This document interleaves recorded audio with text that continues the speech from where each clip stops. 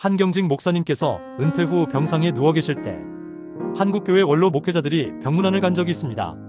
목사님, 교계의 중진들이 이렇게 모였으니 마지막으로 한 말씀 권면해 주십시오. 부탁하자 한경직 목사님은 잠시 생각하시더니 조용히 이렇게 말씀하셨습니다. 목사님들, 예수 잘 믿으세요. 평생을 목회한 목사님들에게 예수 잘 믿으라는 이 한마디는 그만큼 예수님을 진짜로 잘 믿는 사람이 많지 않다는 고백이기도 합니다. 우리는 모두 예수 믿습니다라고 고백합니다. 그러나 실제 삶에서는 어떻습니까?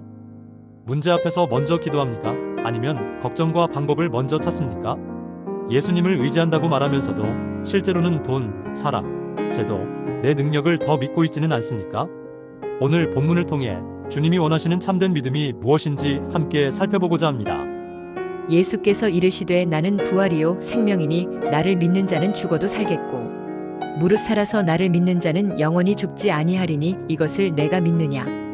요한복음 11장은 나사로의 죽음과 부활 사건을 통해 예수님이 어떤 마음으로 우리를 바라보시는지 그리고 우리가 어떤 믿음으로 살아가야 하는지를 보여줍니다. 나사로가 죽고 나흘째 되던 날 예수님께서 장례 자리로 오십니다. 마리아는 예수님의 옷자락을 붙들고 울며 말합니다. 주님이 여기 계셨더라면 내 오라버니가 죽지 아니하였겠나이다. 많은 사람들이 나사로의 죽음 앞에서 함께 울고 있을 때 성경은 예수님의 마음을 이렇게 기록합니다. 예수께서 그가 우는 것과 또 함께 온 유대인들이 우는 것을 보시고 심령에 비통히 여기시고 불쌍히 여기사 이 말씀 속에서 우리 자신의 믿음을 비추어 보기를 원합니다. 예수님은 믿음 없는 사람들을 보시고 비통해 하셨습니다.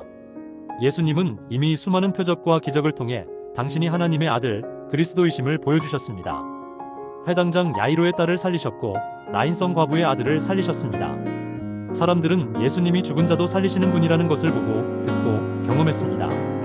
그럼에도 불구하고 나사로의 장례 자리에서 사람들의 마음은 여전히 절망과 눈물에만 머물러 있었습니다. 예수님이 오늘 비통해하신 이유 가운데 하나는 바로 이것입니다. 아무리 가르치고 아무리 보여주어도 사람들이 예수님을 믿지 않는 것이었습니다. 나사로의 죽음 앞에서 울고 있던 사람들 대부분은 예수님을 하나님의 아들로 믿지 않는 사람들이었습니다. 예수님은 그들의 눈물을 보시며 단지 슬퍼하신 것이 아니라 믿지 않는 마음을 보시고 비통해하셨습니다. 오늘 우리의 모습은 어떻습니까? 입술로는 예수님 믿습니다. 고백하지만 실제 삶에서는 믿지 않는 사람과 별 차이 없는 모습을 보일 때가 얼마나 많습니까? 믿는다 하면서 염려하고 낙심하고 기도하지 않을 때 주님의 마음은 오늘도 아프고 비통해하실 수 있습니다. 둘째, 지나치게 편안한 삶의 조건이 우리의 믿음을 약화시키고 있지는 않은지 돌아봐야 합니다. 해외 선교지에서 사역하시던 선교사님들이 잠시 한국에 들어오면 이렇게 말합니다. 한국은 너무 좋습니다. 교통도, 인터넷도, 환경도 정말 좋습니다. 그런데 영적으로는 제일 살기 힘든 곳 같습니다. 선교지에는 약도 없고 병원도 멀고 인터넷도 잘 되지 않습니다. 누가 아프거나 큰 문제가 생기면 할 수 있는 일은 단 하나, 기도뿐입니다. 성경 말씀을 붙잡고 아픈 영혼과 환자들의 몸 위에 손을 얹고 간절히 기도할 때 실제로 치유가 일어나고 문제의 해결과 기도 응답의 역사가 일어납니다. 그곳에서는 매일처럼 하나님의 살아계심을 경험합니다. 그러나 한국에 오면 상황이 달라집니다. 아프면 기도보다 먼저 병원에 가면 되고 약국에 가면 되고 문제가 생기면 돈으로, 사람으로, 제도로 해결할 수 있습니다. 너무 잘 살고 너무 편하다 보니 굳이 예수님께 나아가 기도할 필요를 느끼지 못하는 환경이 되어버렸습니다. 그래서 선교지에서 날마다 하나님의 역사를 경험하던 분들도 한국에 오면 자연스럽게 믿음이 작아지고 하나님의 역사를 잘 경험하지 못하게 된다고 고백합니다. 우리도 마찬가지입니다. 예수님을 믿는다고 고백하지만 실제로는 병원, 돈, 사람과 시스템을 더 신뢰하며 정작 예수님을 바라보지 못하고 살 때가 많습니다. 주님은 오늘 우리에게 말씀하십니다. 너희의 믿음을 돌아보라. 셋째, 하나님께서 성도에게 주신 단 하나의 부르심, 예수를 온전하게 신뢰하는 믿음입니다. 오직 이것을 기록함은 너희로 예수께서 하나님의 아들 그리스도이심을 믿게 하려 하며 또 너희로 믿고 그 이름을 힘입어 생명을 얻게 하려 함이니라.